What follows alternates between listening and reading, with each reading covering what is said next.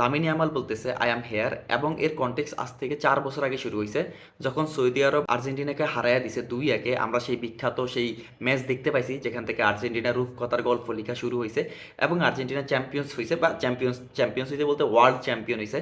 আজ থেকে 4 বছর পরে লামিন ইয়ামাল বলতেছে আই অ্যাম হেয়ার। এর কনটেক্সট হচ্ছে লামিন ইয়ামাল যখন ম্যাচ শুরু হবে, মানে লামিন ইয়ামালের ম্যাচ তো না, স্পেন এবং সৌদি আরবের ম্যাচ শুরু হওয়ার আগে আমরা অনেক মিম দেখতে পাইছি।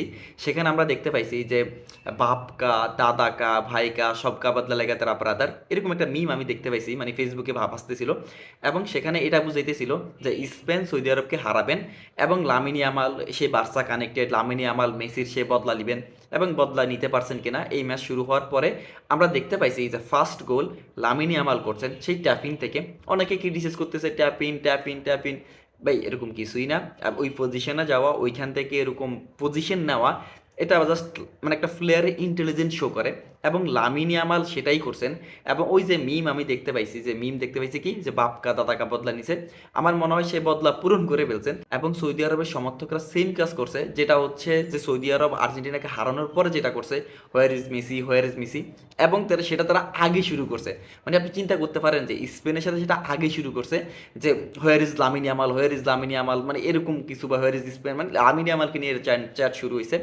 তো আমার কথা হচ্ছে যে কোপ ভার্দের সাথে মানে স্পেনের যে ফার্স্ট ম্যাচটা হয়েছে, সেখানে স্পেনের পারফরমেন্স ভালো ছিল না। মানে কারা বলতেছে ভালো ছিল না, কোন অর্থে? স্পেন গোল করতে পারে নাই, এই জন্য ভালো ছিল না। আমি ওই কথাতে যাব না, স্পেনের প্লেয়াররা মানে গাবি রাইট উইং খেলছে, ফেরান তোরেস রাইট উইং খেলছে, গাবি লেফট উইং খেলছে, মানে এই টাইপের কথাবার্তা মানে বলে আর লাভ নেই। যে আউট অফ পজিশন প্লেয়াররা খেলছেন, আমি সেটা নিয়ে বিস্তর ভিডিও বানাইছি, যে কিভাবে তারা মানে যে নতুন কিছু ট্রাই করছেন, বা লুই দে ফুইন্তে নতুন কিছু ট্রাই করার চেষ্টা করছে, বা ম্যাচটাকে হালকা নিছে। এটা অনেক ক্রিটিসাইজ আছে যে তিনি ম্যাচটাকে অনেক বেশি মানে অত আপ টু দ্য মার্ক নেয় নাই, যে কেপ বার্দে স্পেন খেলবে জিতে যাবে, ওনার কাছে এটা মনে হয়েছে। কিন্তু এটা আসলে ওয়ার্ল্ড কাপ, এখানে যে কোনো কিছু করতে গেলে রূপকথার গল্প আমরা দেখতে পারি। সেই কেপ বার্দেশ থেকে শুরু, এবং ওই ম্যাচ নিয়ে এত বেশি ক্রিটিসাইজ এই জন্য হয় যে স্পেন গোল করতে পারে নাই। কিন্তু যে অ্যামাউন্টের যে চান্স ক্রিয়েট করছে স্পেন, সেখানে আমি এতটুকু বলতে পারি যে স্পেনের ওই ম্যাচে 4 থেকে 5টা গোল পাওয়ার কথা। এবং ওই গোলকিপারের যেই মাহাত্ম্য আমরা দেখতে পাইছি, এবং সেই ইনস্টাগ্রাম ফলোয়ারে অলরেডি মেবি ম্যানুয়েল নয়েরকে ছাড়াই গেছে, যে গোলকিপার মানে আপনি বলতে পারেন যে greatest goalkeeper of all time Manuel নয়ের। তার ইনস্টাগ্রাম ফলোয়ার 13 মিলিয়নের মতো, 13-14 মিলিয়নের মতো, এবং বুজিনহা সে অলরেডি এটা পার করে ফেলছে আমি যতটুকু দেখছি লাস্ট। তো আপনারা আমাকে এতটুকু বলেন যে একটা স্পেনকে কি আপনারা এটা দিয়ে জাজ করতে পারেন, যে ওই একটা ম্যাচে গোল পাইনে দেখে? আপনার যে কোনো ম্যাচ হইতে পারে, যে কোনো টিম হইতে পারে, আপনি অ্যামাউন্ট তৈরি করতেছেন, আপনার গেম প্লেতে আপনার কি ভাটা পড়ছে কিনা, আপনি আপনার যে ফিলোসফি থেকে আপনি ফিরছেন কিনা। আপনি ওই যে সেখানে রদ্রি একটা কথা বলছে, তারা আমাদের বিপক্ষে কিছু তৈরি করতে পারে নাই, তারা তৈরি করার সুযোগই নাই, তারা তৈরি করতে আসলেই তো সেখানে ধরা খাবে। তো ওই সব কিছু কথা ওখানে থাকে।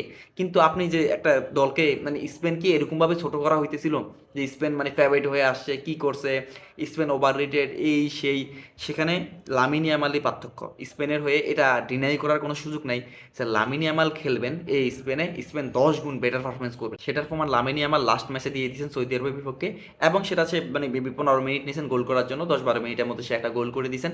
45 মিনিট পর্যন্ত, 45 মিনিট পর্যন্ত সে খেলছেন এবং তারপরে উঠে গেছেন, তো দরকার নাই এরপরের ম্যাচগুলোতে লামিন ইয়ামালের সেই ম্যাজিক দেখবো। তবে সত্যি বলতে লামিন ইয়ামাল গোল পাইছেন, দুটা ড্রিবল করছেন, সব কিছু ঠিক আছে। লামিন ইয়ামালরা যখন মাঠে খেলেন না, একটা আশা থাকে যে লামিন ইয়ামালরা হচ্ছেন hope.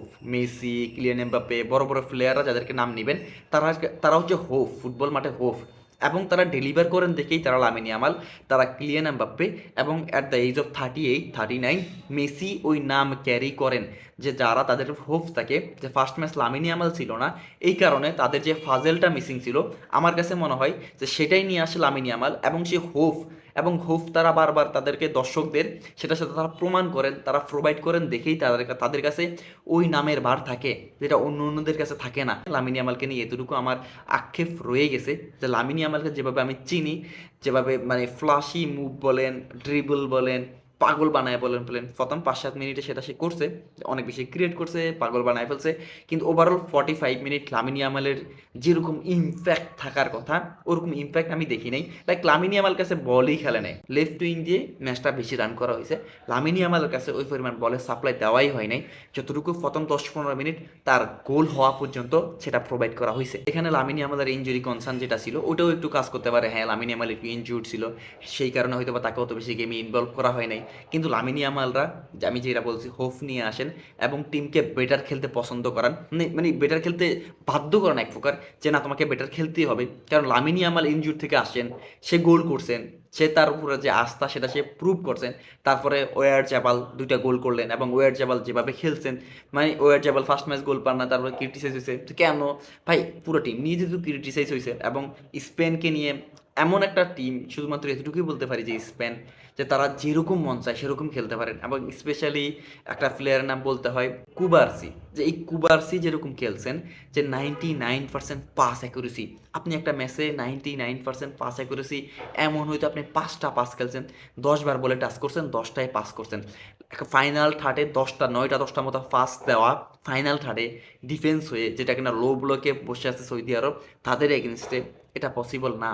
99% ball pass accuracy, it's insane, insanely good. এবং যে কুবার্সিকে নিয়ে, যে এই season up to the mark যায় নাই, মানে of and on and of এরকম একটা পারফরমেন্স গেছে কুবার্সির, মানে বার্সেলোনার সাথে। সেখান থেকে আজকে যে পারফরমেন্স, আমার কাছে মনে হয় যে one of the best performance এই স্পেনের হয়ে বিশ্বকাপে এখন পর্যন্ত কুবার্সি দিচ্ছেন।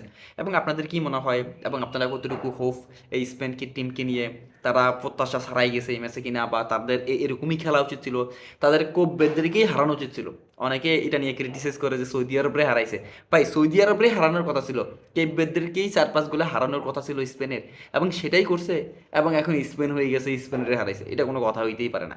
তো এটা একটা ন্যারেটিভ, জাস্ট বলার জন্য বলা। আমি স্পেনের পারফরমেন্সে খুশি।